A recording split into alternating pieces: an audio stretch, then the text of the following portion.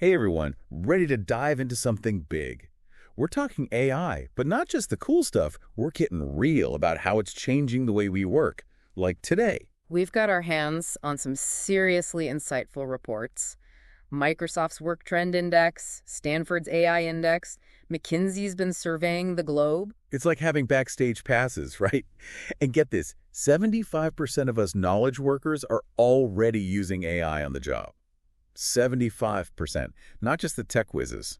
And the U.S. is investing almost 9 times what China is in AI right now. It's like a gold rush. So this train's leaving the station, with or without us, right? But here's the thing, Microsoft's report, they're saying it's not enough to just have AI tools, it's about becoming what they call a power user. Yeah, those are the folks who are really fluent in AI, and let me tell you, they're seeing the benefits. Big time.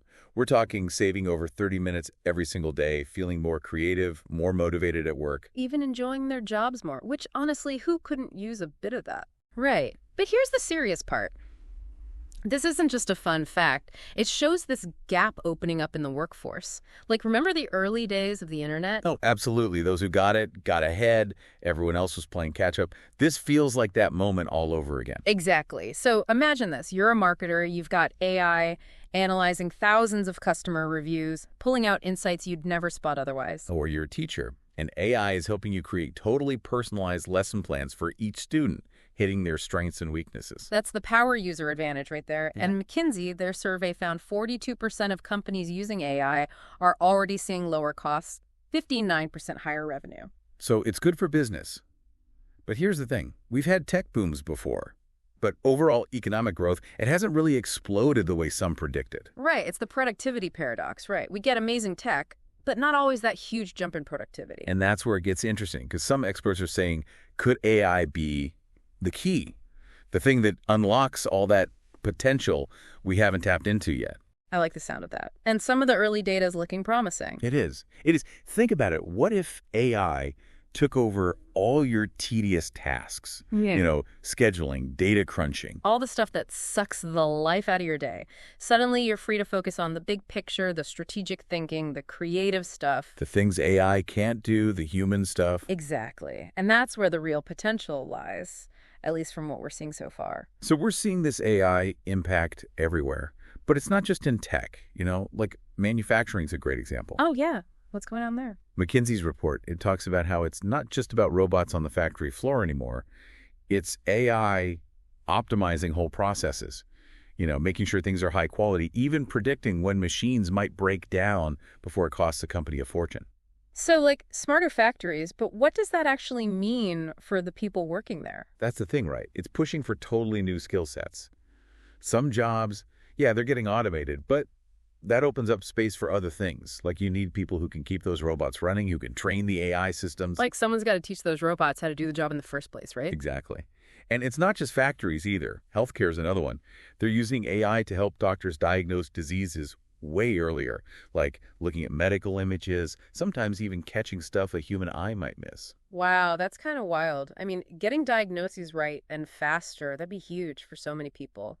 And it's not just speed, it's also about personalizing treatments, like AI looking at your genes, your lifestyle, and figuring out what'll work best for you with fewer side effects and all. So it's like AI becomes this super-powered assistant, giving doctors more time to actually be with their patients, focus on the human side of things. Exactly. And that's what we keep seeing, this idea of AI enhancing human work, not replacing it, across so many fields. Okay, now I'm really interested. What other industries are seeing this kind of AI shakeup that we might not expect? Education's a big one, and I think it's only going to get bigger. Imagine if AI could tailor how kids learn to their specific style, how fast or slow they pick things up. So no more one-size-fits-all textbooks. Everyone gets a curriculum that actually makes sense for them. Yeah.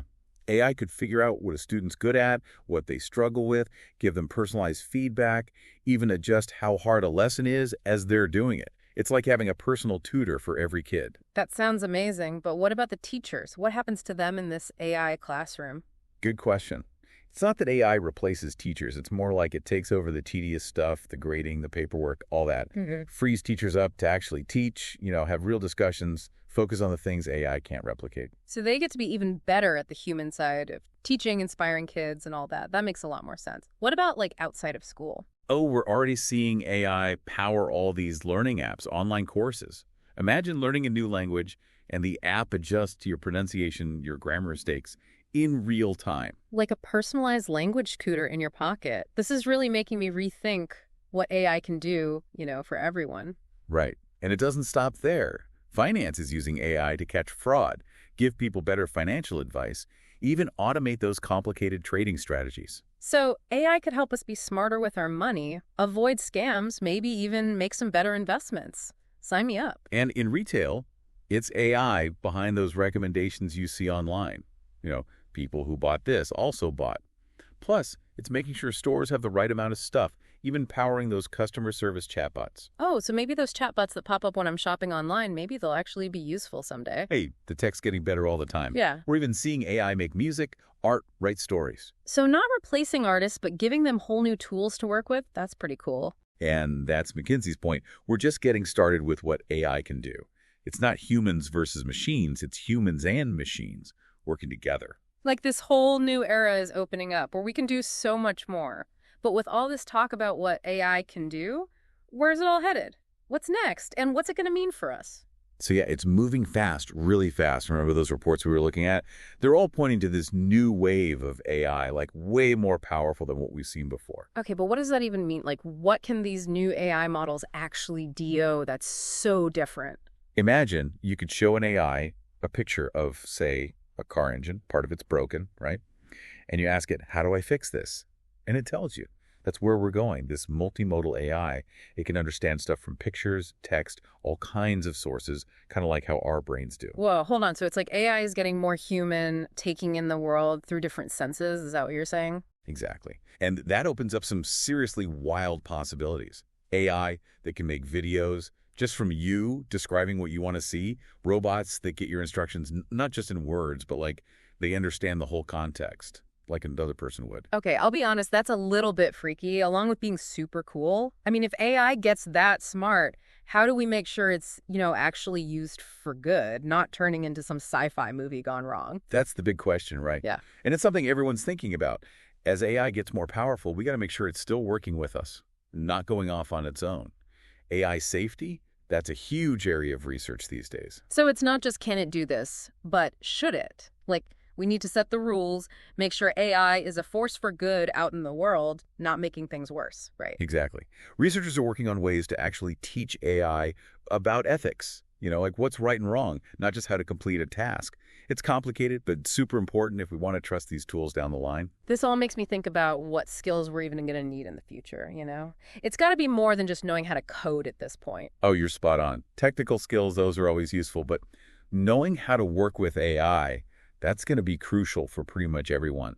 Being able to really think through things, understand what AI is telling you, when it might be wrong, asking the right questions, those are going to be like superpowers. So it's like becoming fluent in AI, not just using it, but really understanding its strengths, weaknesses, the whole package. And never stopping learning either. The jobs people are going to have in 10 years, we might not even know what they are yet. Being willing to learn new things, adapt, that's the real job security now. But it's not just tech skills, is it? Like, what about the things that make us human? Creativity, communication, all that. Those are more important than ever. Think about it. If AI can do all the boring stuff, what's left for us? The uniquely human stuff. Yeah. That's where we'll really shine. It's like that saying, tech should make life simpler, not more complicated. We can use AI to free ourselves up for the things we're actually good at, the things we enjoy. Remember, the future isn't set in stone. We get to help build it. And with AI, there's potential to make things better for everyone, make work more fulfilling, the whole deal. Wow, this has been eye-opening. I feel like I came in knowing a little something about AI, and now I'm seeing this whole bigger picture, the possibilities, the challenges. The key is, it's a journey, not a finish line. Keep learning, keep being curious, and don't be afraid to get creative. That's how we make the most of this AI revolution. Couldn't have said it better myself. Thanks for joining us for this deep dive into AI and the future of work. We hope you found it useful, maybe even got you thinking about your own place in this changing landscape. Until next time, keep exploring, keep learning, and most importantly, keep asking questions.